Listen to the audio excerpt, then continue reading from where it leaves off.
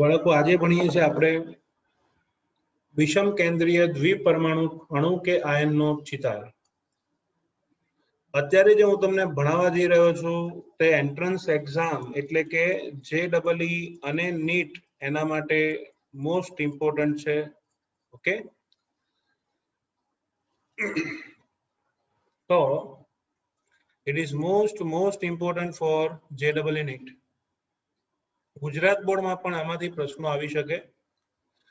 તો તમારી ટેક્સ્ટમાં જોયું હશે ને તો બધાએ એક જ પ્રકારની આકૃતિ એક જ બોક્સમાં બધું દોરીને ઊંચું મૂક્યું છે, પણ એ પૂછાતું નથી, પૂછાય છે આપણે ભણ્યા એ રીતે.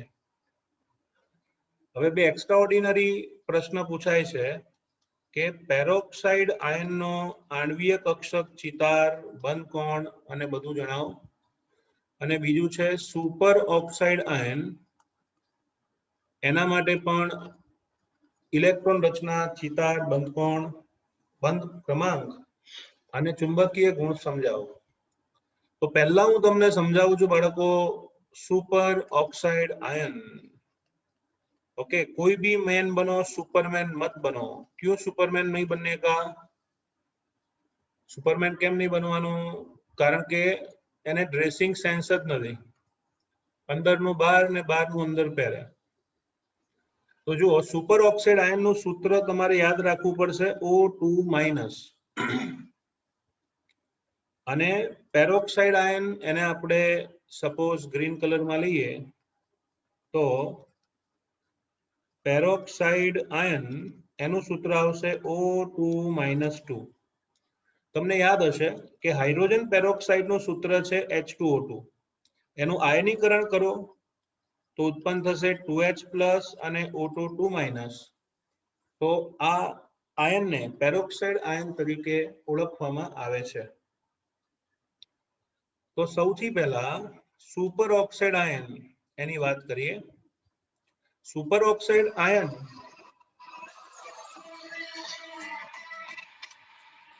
એક મિનિટ.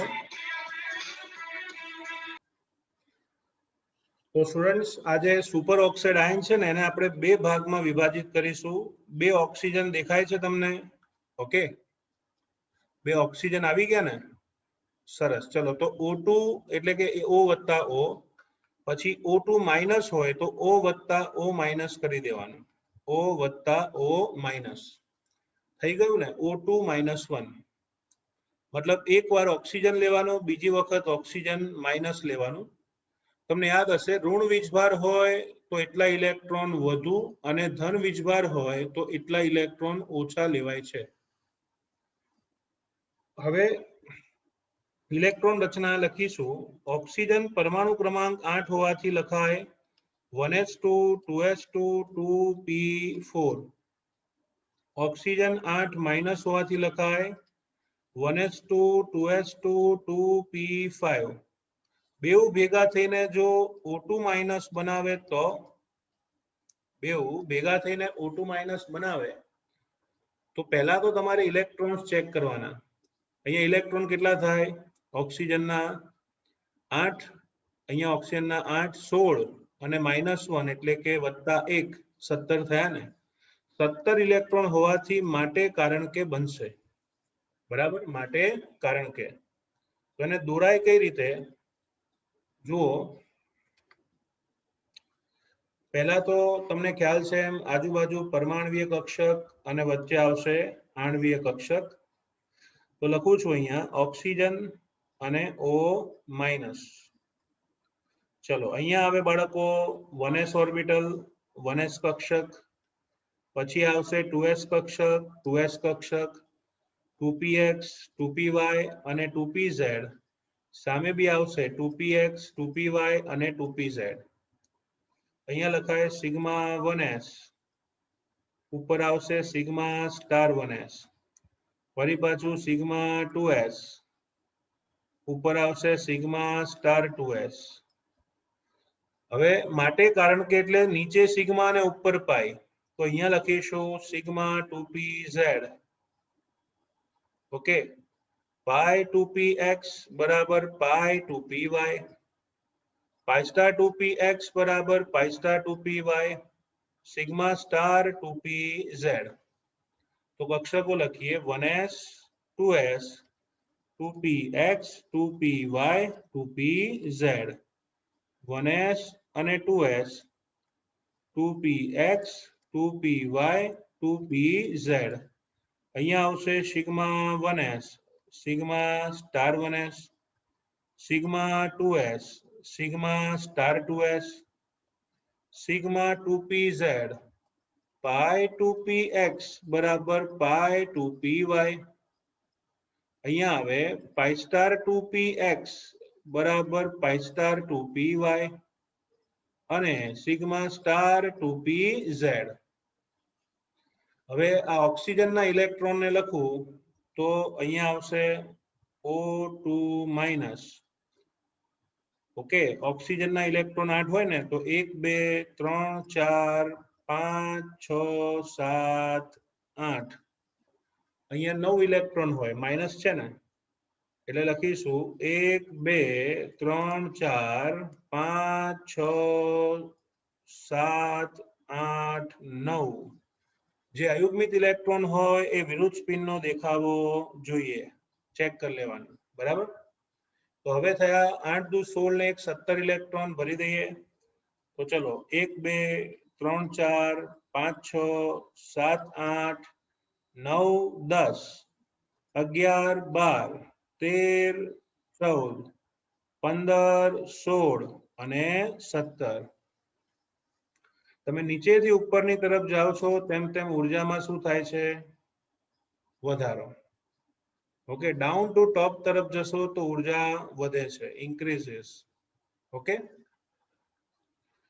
તો જુઓ O2 માઇનસ એની ઇલેક્ટ્રોન રચના લખું તો આવશે sigma 1s2 sigma star 1s2 sigma 2s2 sigma star 2s2.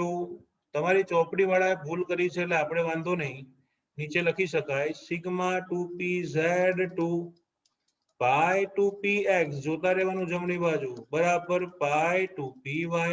બંનેમાં 2 2. પછી આવશે pi star 2px 2 is equal to pi star 2py1. Okay, તમે જો એક અયુગ્મિત ઇલેક્ટ્રોન છે એટલે સુપર ઓક્સાઇડ આયન અનુચુંબકીય આવે. યાદ રાખવાનું અયુગ્મિત તો અનુચુંબકીય. બસ હવે બંધ ક્રમાંક ગણવો હોય તો bond order is equal two 1/2 NB minus Na. Okay, તો 1/2 NB એટલે સ્ટાર વગરના ઇલેક્ટ્રોન. ગણી નાખો 2 4 6 8 10. સ્ટાર વાળા 2 ને 2 4 ને 2 6 ને 1 7. Okay, so 3/2 is equal to 1.5. okay, so this is bond order of super oxide ion. ચલો, અનુચુંબકીય 1.5 આ રીતે લખાય. ખાસ એક વસ્તુ યાદ રાખજો, બંધ ક્રમાંક જ્યારે અપૂર્ણાંક આવે ત્યારે સમજવાનું અણુ ઓછો સ્થાયી છે. અણુ ઓછો સ્થાયી છે. Okay, less stable. ચલો આગળ વધીએ. પેરોક્સાઇડ આયન, એમાં તમે લખી નાખજો પેરોક્સાઇડ આયન જ્યારે બી બનાવ્યો હોય ત્યારે હંમેશા 2 ઓક્સિજન, વીજભાર -2 છે એટલે O માઇનસ વત્તા O માઇનસ કરી નાખવાનું. તો આને હું પેરોક્સાઇડમાં ફેરવું તો લખાય O ની જગ્યાએ O minus O minus. Okay, O minus એટલે કે 8 ને 1 9 ઇલેક્ટ્રોન. તો ગણી નાખો 1 2 3 4 5 6 7 8 ને 1 9. અહીંયા આવશે O માઇનસ ઓલરેડી છે. ચલો, 1 ઇલેક્ટ્રોન જ વધ્યો ને, તો આ પાઈ સ્ટાર 2py માં 1 છે એની જગ્યાએ 2 કરી નાખો. ઠીક હે? તો એની ઇલેક્ટ્રોન રચના આખી આની જ આવશે. અહીંયા O2 -2 કરો તો પાઈ સ્ટાર 2py2 થઈ જાય. બધા જ ઇલેક્ટ્રોન યુગ્મિત છે એટલે લખીશું પ્રતિચુંબકીય. શું લખીશું? પ્રતિચુંબકીય.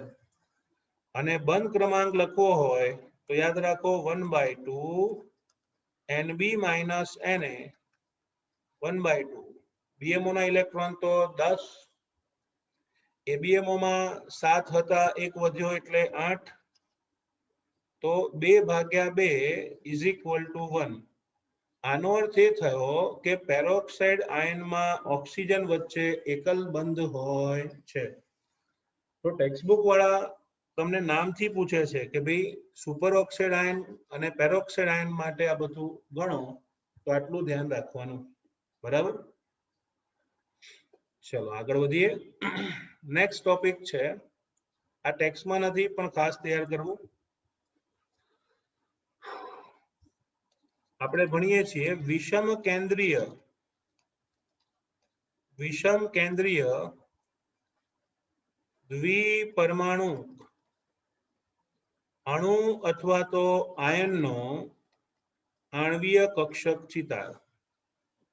વિષમ કેન્દ્રીય દ્વિપરમાણુય અણુ કે આયનનો આણ્વીય કક્ષક ચિતાર. એમાં પહેલું એક્ઝામ્પલ છે બાળકો કાર્બન મોનોક્સાઇડ. ઓકે, તમે જુઓ અલગ અલગ પરમાણુ હોવાથી કહેવાય વિષમ કેન્દ્રીય, બે પરમાણુ હોવાથી દ્વિપરમાણુય અણુ કે આયનનો ચિતાર. તો બાળકો સૌથી પહેલા જોઈએ કાર્બન પરમાણુ ક્રમાંક 6 હોવાથી લખાય 1s2 2s2 2p2. ઓક્સિજન આવશે O8, એમાં પણ આવે 1s2 2s2 2p4. બેઉ ભેગા થઈને CO બનાવે છે. પહેલા તો શું ચેક કરવાનું, 8 ને 6 14 ઇલેક્ટ્રોન, 14 કેનથી ઓછા હોય તો માટે આવે, એટલે કે પાઈ કક્ષકની ઉર્જા ઓછી અને સિગ્મા કક્ષકની વધારે. બરાબર?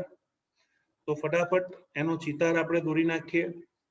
કોનો ચિતાર? CO. ઓકે, ડાબી બાજુ કાર્બન, જમણી બાજુ ઓક્સિજન અને સેન્ટરમાં આવશે CO. તો બાળકો કાર્બન એની ઇલેક્ટ્રોન રચના તમે જાણો છો. પહેલા 1s કક્ષક, 2s કક્ષક, 2px, 2py અને 2pz. ફરી પાછી 1s કક્ષક. ઓકે, ફરી પાછી 1s કક્ષક, 2s કક્ષક અને 2px, 2py, 2pz. તમે ધ્યાનથી જોશો તો ખ્યાલ આવશે કે કાર્બનની કક્ષકોની ઉર્જા કરતા ઓક્સિજનની કક્ષકોની ઉર્જા ઓછી છે. બરાબર? આ જનરલી કોઈના ધ્યાનમાં નથી હોતું, કોઈને ધ્યાનમાં નથી હોતું, પણ આનું કારણ પણ તમને ખબર હોવી જોઈએ કે કેમ કાર્બન કરતા ઓક્સિજન પરમાણુની કક્ષકોની શક્તિ ઓછી છે. તમે વિચારજો, હું તમને છેલ્લે પૂછીશ, નહીં આવડે તો સમજાવી દઈશ. Why energy of carbon orbital is higher than oxygen? ચલો નીચેથી ઉપર તરફ જાઓ તો ઉર્જા વધે છે. 1s અને 1s કક્ષકો ભેગી થાય તો એને કહેવાય પૂરક સંમિશ્રણ અને વિરોધક સંમિશ્રણ. 2s સાથે 2s ભેગી થાય તો એમાં પણ આવશે પૂરક અને વિરોધક સંમિશ્રણ. માટે છે એટલે નીચે પહેલા શું આવે? પાઈ 2px બરાબર પાઈ 2py, સિગ્મા 2pz. પાઈ સ્ટાર 2px બરાબર પાઈ star 2py, sigma star 2pz. So I can write here sigma 1s, sigma star 1s, sigma 2s, sigma star 2s, pi 2px બરાબર pi 2py, sigma 2pz. pi star 2px બરાબર pi star 2py, sigma star 2pz. તો ચલો electrons ભરવાના શરૂ કરીએ. Red કલરથી ભરીશું. કાર્બનમાં 6 electron, 1 2 3 4 5 6. ઓક્સિજનમાં 8 electron, 1 2 3 4 5, પછી આવશે 6 7 અને 8. બરાબર? તમે જુઓ અયુગ્મિત ઇલેક્ટ્રોન છે એના સ્પિન વિરુદ્ધ દેખાવા જોઈએ. આ ઉપર તો સામે આવશે નીચે. બરાબર? આવું કરો તો સારું, નહીતર ચાલે છે. કુલ ઇલેક્ટ્રોન થયા 14, બધા જ ભરી દઈએ. ચલો 1 2 3 4 5 6 7 8 9 10 11 12 13 અને 14. મેં તમને ગયા લેક્ચરમાં શોર્ટકટ આપી હતી. બંધ ક્રમાંક શોધવો હોય તો 14 થી વધારે કે 14 ઇલેક્ટ્રોનમાં 20 માંથી એને બાદ કરો અને 2 વડે ભાગો. બરાબર. ચલો બંધ ક્રમાંક શોધવો હોય તો સૂત્ર છે 1/2 NB - NA. એના માટે ઇલેક્ટ્રોન રચના લખી નાખીએ. ઇલેક્ટ્રોન રચના આવે sigma 1s2 sigma star 1s2 sigma 2s2 sigma star 2s2 પાઈ 2px2 બરાબર પાઈ 2py2. પછી આવે સિગ્મા 2pz2. તો આ કાર્બન મોનોક્સાઇડ નો ચિતાર થયો. બંધ ક્રમાંક તો એમને મેં ખબર છે 20 માંથી 14 કરો 6 આવે, ભાગ્યા 2 કરો 3 આવે, પણ છતાંય ગણી નાખીએ 1/2 સ્ટાર વગરના ઇલેક્ટ્રોન ગણો તો 10, સ્ટાર વાળા ઇલેક્ટ્રોન ગણો તો 4, એટલે 3 આવ્યો જવાબ. તો આમ કાર્બન અને ઓક્સિજન એ બેવની વચ્ચે ટ્રિપલ બોન્ડ હોય છે. કાર્બન અને ઓક્સિજન બેવની વચ્ચે કયો બંધ હશે? Triple bond. બરાબર. ઓકે. બીજું, બધા જ ઇલેક્ટ્રોન યુગ્મિત છે એટલે એને શું કહેવાય? પ્રતિચુંબકીય. શું કહેવાય? પ્રતિચુંબકીય. બરાબર. ઓકે. તો આ કાર્બન મોનોક્સાઇડ નો ચિતાર થયો. આની સાથે સાથે બીજો પ્રશ્ન પૂછાય કે ભાઈ સાયનાઇડ આયન નો ચિતાર ગણો, Cn - આયન. આવું બી પૂછે, ખાલી નામ આપી દે સાયનાઇડ આયન, તો આનું જ આવે ને. સાયનાઇડ આયન આવે ને તો બાળકો કાર્બન વત્તા N- લઈ લેવાનું.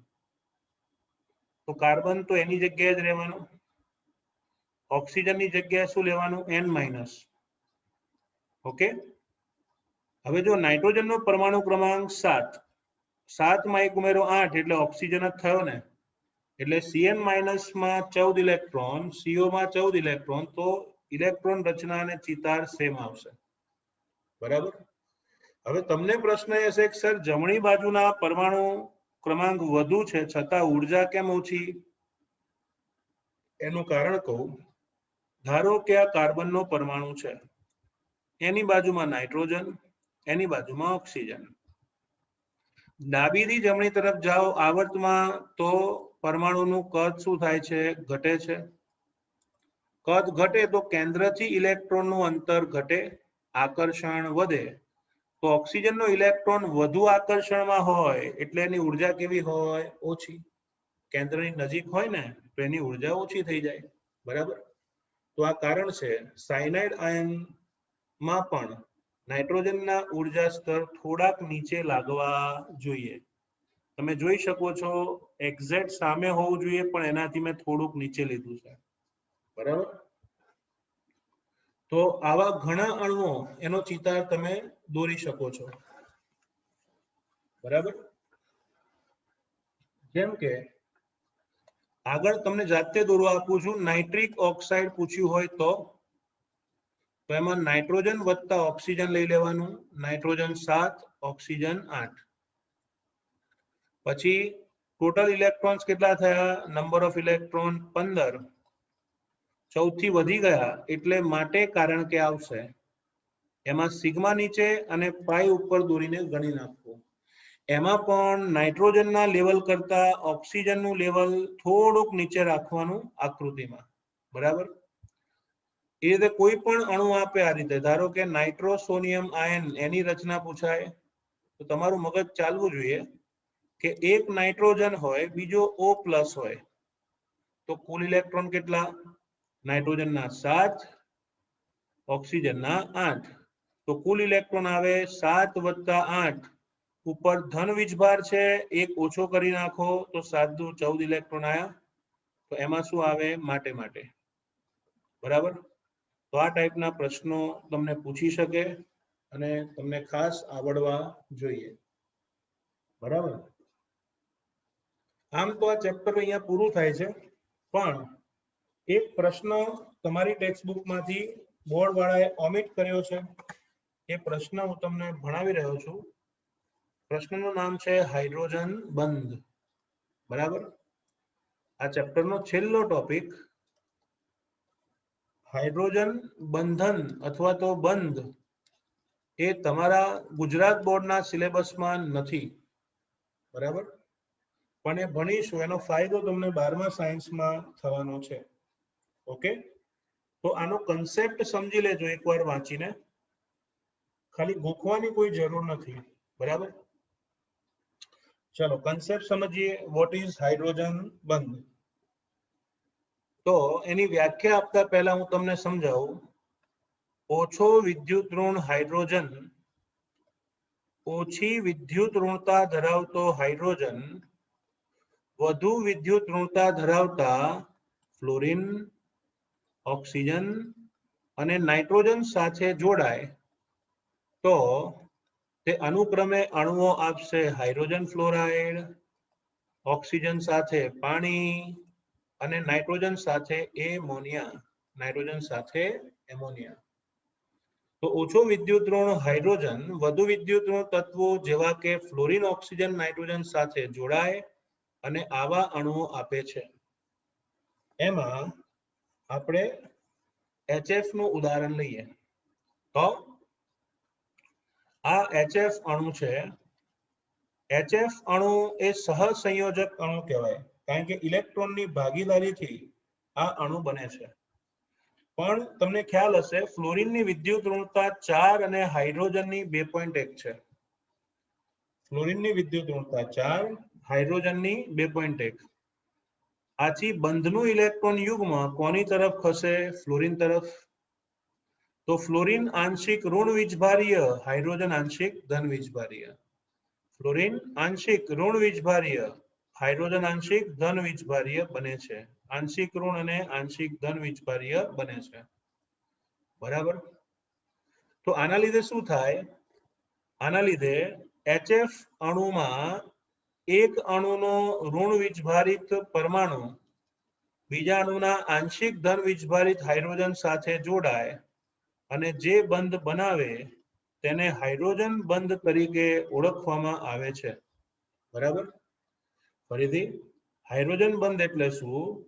આંશિક ધન વીજભારિત હાઇડ્રોજન વધુ વિદ્યુત ઋણ પરમાણુ જે આંશિક ઋણ વીજભારિત છે તેની સાથે જે પ્રબળ બંધ બનાવે છે તેને હાઇડ્રોજન બંધ તરીકે ઓળખીશું. હાઇડ્રોજન બંધને ડોટેડ લાઇનથી દર્શાવાય છે અને સહસંયોજક બંધને સીધી રેખા વડે દર્શાવીશું. હાઇડ્રોજન બંધને ત્રુટક રેખા વડે અને સહસંયોજક બંધને સીધી રેખા વડે દર્શાવીશું. હાઇડ્રોજન બંધની પ્રબળતા સહસંયોજક બંધ કરતા ઓછી હોય છે. હાઇડ્રોજન બંધની પ્રબળતા સહસંયોજક બંધ કરતા ઓછી હોય છે. તો આવા બંધને કહેવાય H બંધ. આ બંધને હું કહું છું ટપુ કે પાપા આકર્ષણ બળ. કેમ? કારણ કે એક અણુનો જેઠાલાલ એટલે કે આંશિક ધન વીજભાર પડોશી અણુના, સમજી ગયા ને, એની સાથે જે આકર્ષણ બળ ધરાવે તેને કહેવાય H બંધ. તે મજબૂત ખરો પણ દયા જેટલો નહીં. મતલબ તે મજબૂત ખરો પણ સહસંયોજક બંધ જેટલો મજબૂત હોતો નથી. ઓકે. આને છૂપું આકર્ષણ બળ કહેવાય, જે દરેક જગ્યાએ જોવા મળતું હોય છે. આ આકર્ષણ બળના લીધે સિરિયલના 2500 એપિસોડ પૂરા થઈ જતા હોય છે. બોલો કેટલો પ્રબળ બંધ હશે. બરાબર. તો આમ હાઇડ્રોજન બંધની વ્યાખ્યા આપી હોય તો આપી શકાય કે અણુમાનો આંશિક ધનભારિત હાઇડ્રોજન અન્ય વધુ વિદ્યુત ઋણ તત્વ જે આંશિક ઋણ વીજભારિત છે તેના પ્રત્યે જે પ્રબળ આકર્ષણ ધરાવે તેને હાઇડ્રોજન બંધ કહેવામાં આવે છે. હાઇડ્રોજન બંધ એની પ્રબળતા ઘન અવસ્થામાં સૌથી વધુ, ત્યારબાદ પ્રવાહી અવસ્થા અને સૌથી ઓછું વાયુ અવસ્થામાં જોવા મળે છે. ઓકે, એના ઉદાહરણ આપું, તમે નહીં માનો. આપણા શરીરમાં રહેલું પ્રોટીન હાઇડ્રોજન બંધના લીધે સ્થાયી છે. આપણા શરીરના ડીએનએ, આરએનએ મતલબ ન્યુક્લિક એસિડ, એ બધામાં પણ હાઇડ્રોજન બંધ જોવા મળતો હોય છે. તમને જાણીને આશ્ચર્ય થશે કે હાઇડ્રોજન બંધના લીધે જ, ડ્યુ ટુ હાઇડ્રોજન બંધ, બરફ એ પાણી ઉપર તરે છે. ઓકે, બરફ પાણી પર તરે છે. એનું કારણ 0 ડિગ્રી સેલ્સિયસ થી 4 ડિગ્રી સેલ્સિયસ વચ્ચે બરફ પાણી પર તરે છે, કારણ કે આ તાપમાને પ્રવાહી પાણીની ઘનતા એ બરફ કરતા પણ વધુ હોય છે. ઓકે, પાણીની ઘનતા બરફ કરતા પણ વધુ હોવાથી આ તાપમાને બરફ પાણી પર તરે છે. This is reason and confirmation of hydrogen બંધ. ઓકે, ચલો, તો આ વાત થઈ બેઝિક રજૂઆત હાઇડ્રોજન બંધની. ત્યારબાદ જોઈએ હાઇડ્રોજન બંધના પ્રકાર. ઓકે, હાઇડ્રોજન બંધ એના બે પ્રકાર છે. પહેલું આંતર આણવીય હાઇડ્રોજન બંધ અને બીજું આંતઃ આણવીય હાઇડ્રોજન બંધ. આંતર આણવીય હાઇડ્રોજન બંધ અને આંતઃ આણવીય હાઇડ્રોજન બંધ.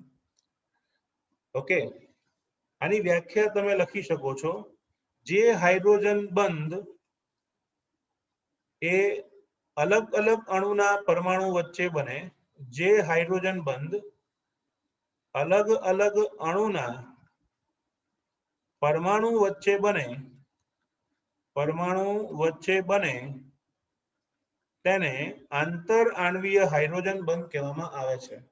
અલગ અલગ અણુના પરમાણુ વચ્ચે જે બંધ બને તેને આંતર આણવીય હાઇડ્રોજન બંધ કહીશું.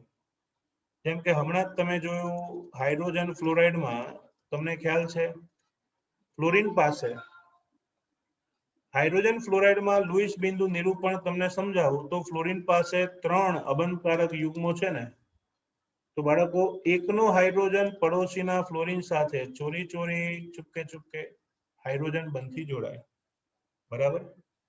ચલો, એ જ રીતે આલ્કોહોલ હોય, એનું સામાન્ય સૂત્ર 10મામાં ભણી ગયા, ROH, આલ્કોહોલ.